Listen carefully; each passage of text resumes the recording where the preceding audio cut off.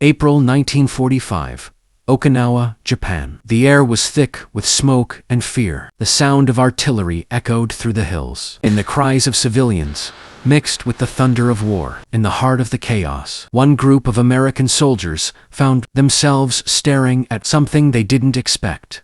Families, not soldiers, not enemies, just frightened men, women, and children, clutching whatever they could carry as they ran from the battlefield. Sergeant William Hayes lowered his rifle slowly. "They're not armed," he whispered to his men. The rest of the platoon hesitated. They'd been told that Japanese civilians were trained to deceive, to pretend surrender, before pulling hidden grenades. But as Hayes looked at the trembling faces before him, his instincts told a different story. These weren't enemies. These were victims of the same brutal war. A little boy stumbled in the mud, crying for his mother. Hayes couldn't look away. The boy reminded him of his nephew back home in Kansas. Without another thought, Hayes slung his rifle over his shoulder and rushed forward. His men shouted, "Sarge, it could be a trap." But Hayes ignored them. He knelt beside the child, lifting him gently as the mother fell to her knees, sobbing. The act seemed to break an invisible wall. Slowly,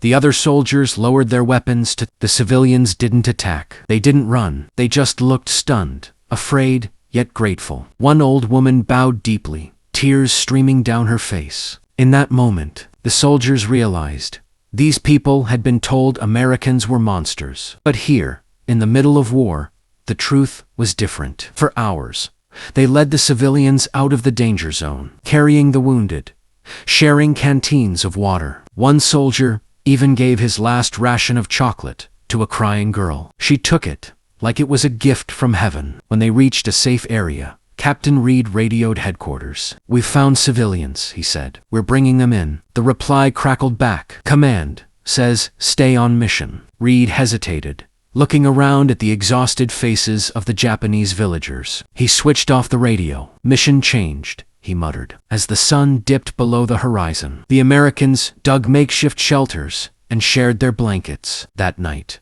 the battlefield fell silent for a few precious hours. The soldiers and civilians sat side by side, unable to speak the same language, but understanding each other in silence. For the first time in months, Hayes felt something he hadn't felt since leaving home: peace. He looked at the boy sleeping beside his mother and whispered, "We'll get you all out of this." He didn't know how. He only knew that saving them was the only battle left worth fighting. The morning light revealed the full scale of destruction. Burned out homes, toppled trees, and shattered rice fields stretched as far as the eye could see. For the Japanese civilians gathered under the makeshift tents, every sound brought terror-rustling leaves, distant artillery, the creak of a door. But the American soldiers, led by Sergeant Hayes and Captain Reed, had learned to move carefully, to anticipate fear, and to meet it with patience. Lieutenant Collins took the lead with a small group of men, approaching a partially destroyed house where a mother and her 3 children had been hiding for days. The mother clutched a wooden talisman to her chest,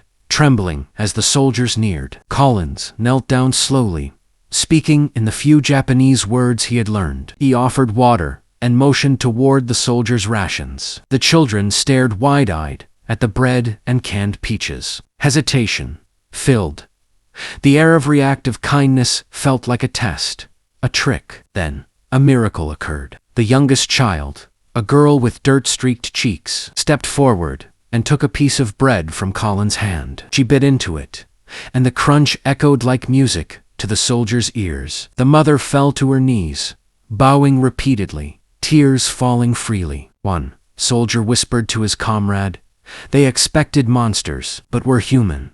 That truth rippled through the group, shifting the atmosphere from fear to cautious trust. Over the next several hours, the Americans moved village by village. They carried the wounded, offered food and water, and reassured the frightened civilians. Every step was met with suspicion at first, then relief. Villagers began speaking softly among themselves, realizing these men were not here to harm them. Children clung to the soldiers' legs, while elderly men nodded in gratitude, their eyes wet with disbelief. Midday brought an unexpected challenge. A small group of Japanese soldiers, refusing to surrender, fired sporadically from a nearby ridge. The Americans immediately shielded the civilians behind makeshift barriers. Sergeant Hayes raised his hand, signaling his men to return fire only when absolutely necessary, to protect lives rather than seek vengeance. The skirmish lasted less than 10 minutes, and miraculously, no civilian was hurt. The children watched in awe as the soldiers risked their lives for them, understanding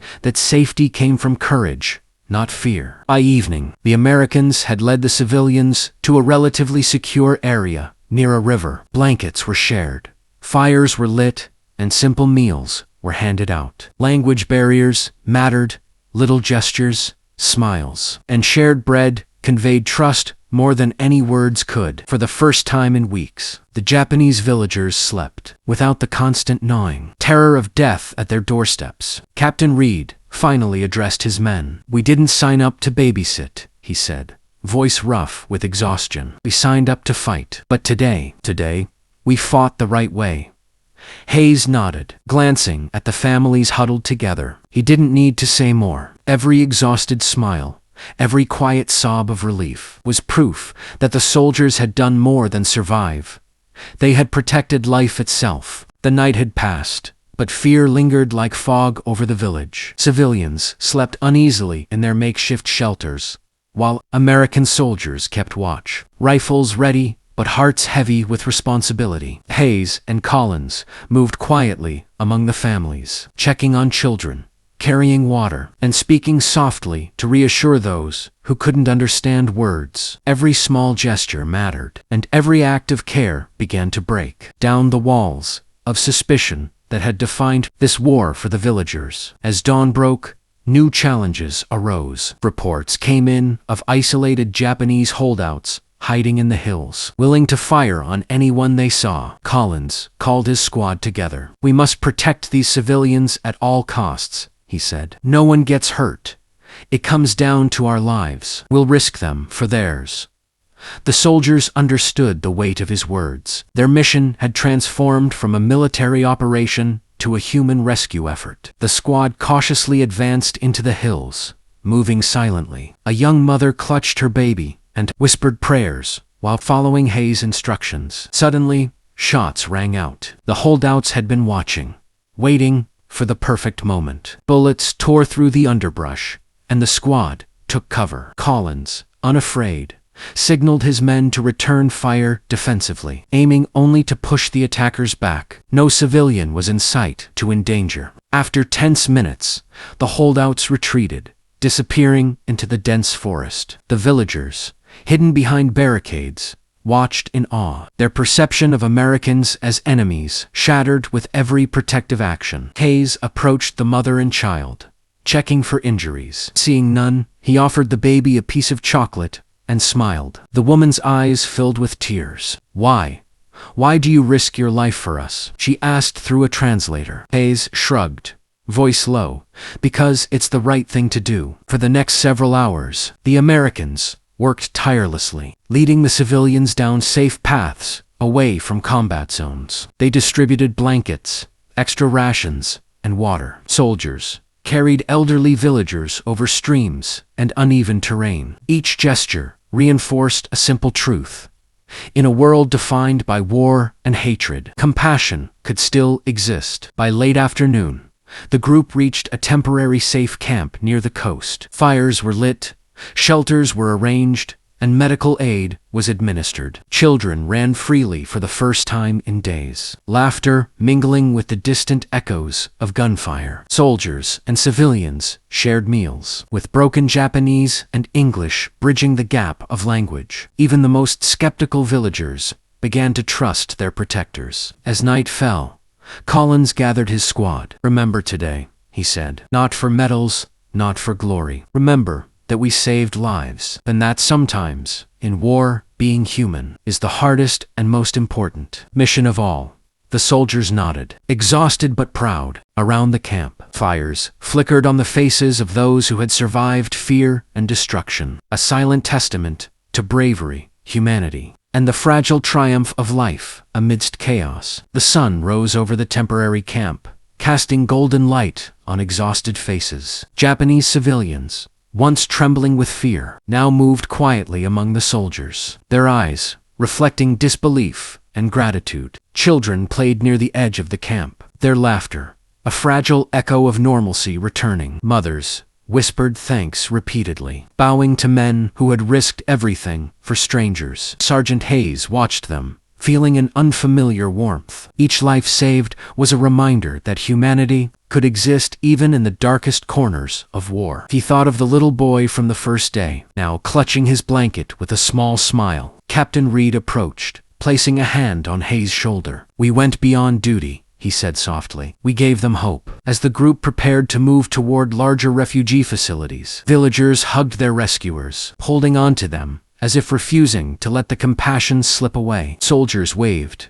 a mixture of pride and sorrow in their eyes. The civilians were leaving the battlefield behind, carrying the memory of men who chose kindness over destruction. And though the war raged on elsewhere, in this small corner of Okinawa, hope had survived, stitched together by courage, empathy, and the unyielding truth that even amid war, humanity could shine.